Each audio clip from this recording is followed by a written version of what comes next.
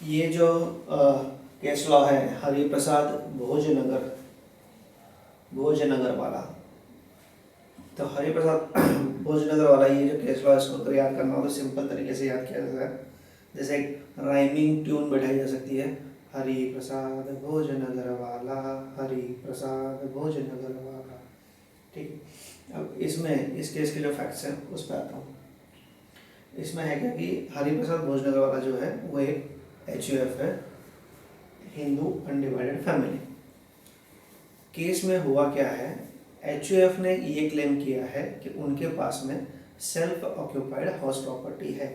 तो self occupied house property में होता क्या है, हम लोग उसमें इंटरेस्ट का डिडक्शन क्लेम अपन करते हैं 24B में।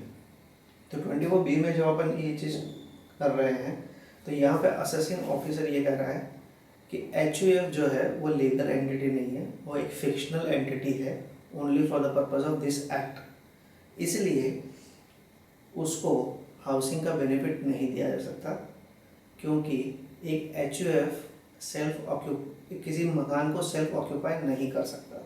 उसके ऊपर ये केस है। Facts of the case: the assessing, being a HUF, claimed the benefit of self-occupation of a house property under Section 23(2). However, the assessing officer did not accept the said claim and denied the benefit of self-occupation of the house property to the HUF, contending that such benefit is available only to the owner who can reside in the own residential house. Only an individual assessee who is a natural person can reside, and an imaginary assessable entity, that is HUF, imaginary accessible entity यहाँ क्यों बोला है, क्योंकि HUF को सिर्फ यहाँ पे अपन ने असेसेबल एंटिटी माना है, एक डिफरेंट एंटिटी, एक लीगल एंटिटी नहीं माना है। तो हाई कोर्ट ने इसके ऊपर असेसी का साथ दिया है। यहाँ पे जो ये वर्डिक्ट है उसके अंदर जो लैंग्वेज है वो इम्पोर्टेंट क्या है कि भैया रहने वाला जो आदमी है वो कौन है। तो और सिंगुलर बिकम्स प्लूरल, ये एक जो चीज़ है वो यहाँ पे निकल के आ रही है। यहाँ पे हाई कोर्ट ये कहता है कि भाई सेल्फ ऑक्यूपेशन के लिए व्यक्ति का होना ज़रूरी है, एक पर्सन का होना ज़रूरी है। अब HUF जो है it is a group of natural persons, so when it is a group of natural person, the word जो है ना owner becomes owners। तो HUF के जितने members हैं वो collectively उस property के owners हैं, इसलिए उनको allow होगा। अब यहाँ की language देख लेते हैं। On the above mentioned issue, the Gujarat High Court observed that a firm which is a fictional entity, partnership firm जो होती है, it is a fictional entity and it cannot physically reside in a house property, and therefore a firm cannot claim the benefit of this provision.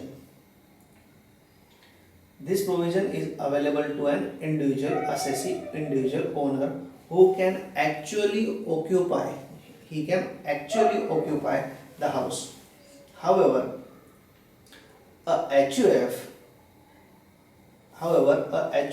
is a group of individuals. HUF is a group of individuals related to each other, that is a family comprising of a group of natural persons.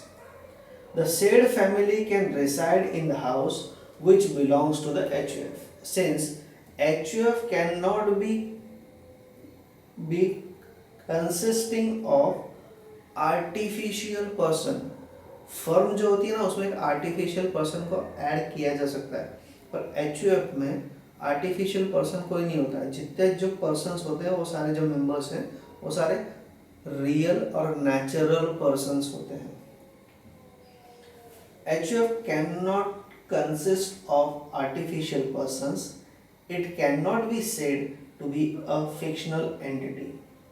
Also, it was observed that since a singular includes plural, the word owner would include owners and the word his own used in section 23(2) would include their own.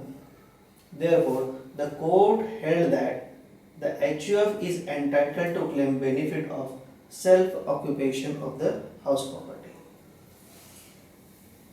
उसके बाद का जो case law है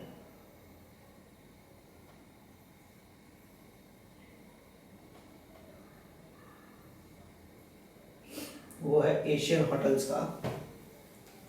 Asian hotels का जो case law है इसके अंदर क्या चीज हुई है कि शॉप को रेंट पे मैंने दिया और रेंट पे देने जब मैंने दिया तो मैंने इंटरेस्ट फ्री डिपॉजिट मैंने उस टेनेंट से लिया। असेसिंग ऑफिसर ने ये किया कि जो मैंने डिपॉजिट लिया है ना उसके ऊपर नोशनल इंटरेस्ट चार्ज कर दिया कि वो भी तुम्हारी इनकम है। तो लेट अस सी क्या होता है। Facts of the case: the assessee had received interest-free deposit. The assessing officer added the assessee's income to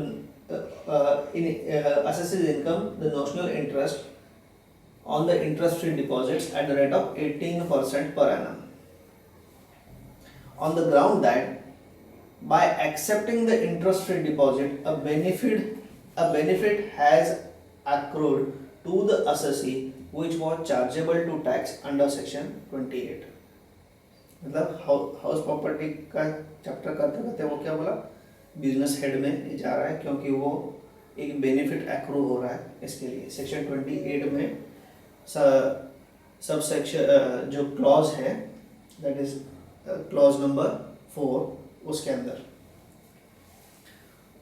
the high court observe that section 28 is concerned with business income and brings to tax the value of any benefit or perquisite whether convertible into money or not, but it should arise from business or the exercise of a profession. Section 28 में कोई चीज को लेके जाने के लिए वहां पे रीजन क्या होना चाहिए, रीजन होना चाहिए कि it is accruing out of your business or profession, your activity of business, but यहाँ पे business की कोई activity नहीं हो रही है। Section 28 can be invoked only where the benefit or amenity or perquisite is otherwise than by way of cash, और without cash जो चीज़ आ रही है, नॉन कैश आइटम जो आ रहा है ना उसके लिए वो प्रोविजन बना हुआ है, जबकि इस केस में दोनों ही चीज़ें एप्लीकेबल नहीं है। क्यों? एक तो कैश में डिपॉजिट आया है और number 2 it has not arised from business और प्रोफेशन। बिजनेस एक्टिविटी या प्रोफेशनल एक्टिविटी से वो चीज़ नहीं आएगी, ठीक है, इसलिए सेक्शन 28 अप्लाई नहीं होगा, ऐसा हाई कोर्ट बोल रहा है। The assessing officer has determine the monetary value of the benefit stated to have accrued to the assessee by adding a sum that constituted 18% simple interest on the deposit. Hence, section 28 is not applicable in this case. Further, section 23(1) जो है it deals with determination of lettable value and expected rent. वहाँ पे लेटेबल value की एक definition आती है, वहाँ पे जो चीज़ चलती है वो चलता है कि एक्सपेक्टेड रेंट क्या है, क्योंकि वहाँ पे अगर आपको मालूम याद हो कि हाउस प्रॉपर्टी का जब अपन चैप्टर को स्टडी कर रहे हैं तो वहाँ पे रेंट का जो कैलकुलेशन है उसमें स्टार्टिंग में municipal valuation, fair rent, standard rent, उसमें से कुछ अपन कैलकुलेशन ऊपर नीचे करते हैं, मिनिमम कितना होना चाहिए, मैक्सिमम कितना होना चाहिए, ठीक है। तो वहाँ पे जो कैलकुलेशन है वहाँ पे ऑलरेडी फेयर रेंट को डिस्कस किया हुआ है, ठीक है। Section 23(1) deal with the determination of the expected rent of a let out property for computing income from house property. It provides that the expected rent is deemed to be the sum for which the property might reasonably be expected to be let out from year to year. This contemplates the possible rent that the property might fetch, and certainly not the interest or fixed deposit that may be placed by the tenant with the landlord in connection with letting out of such property. Thus, the notional interest is neither assessable as business income nor as income from house property. इसके पीछे का एक और reason जो है simple सा, वो ये समझना है कि जब हमने रेंटल इनकम का कैलकुलेशन किया तब हमने एक्सपेक्टेड रेंट का कैलकुलेशन पहले से किया है। एक्सपेक्टेड रेंट अगर ज़्यादा होता और जो चार्ज्ड जो रेंट है, मतलब जो एक्चुअल रेंट है, वो अगर लेस होता तो हम जो हायर वाली वैल्यू है उसको लेते। तो एक्सपेक्टेड रेंट वो रेंट है कि जो उस प्रॉपर्टी का मैक्सिमम मार्केट रेट हो सकता है इन गिवन कंडीशन, एंड ऐसी लेटेबल वैल्यू जो कि year on year continuous renting के लिए पॉसिबल है। तो वहाँ पे वो सारी फैक्टर्स अपने आप कंसिडर हो चुके हैं। तो और वहाँ पे ऐसा कोई फॉर्मूला नहीं है कि जहाँ पे जाके हम ये बोलें कि उसमें इंटरेस्ट को ऐड करो या दूसरी चीज़ों को ऐड करो कि क्या प्लस हो रहा है क्या माइनस हो रहा है। तो वहाँ पे वैसा कोई कैलकुलेशन है ही नहीं।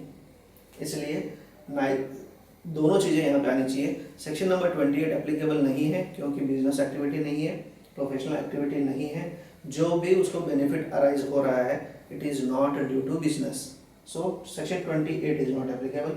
एंड सेक्शन नंबर 23(1) में फेयर रेंट का जो कैलकुलेशन है उसका मेथड अलग है।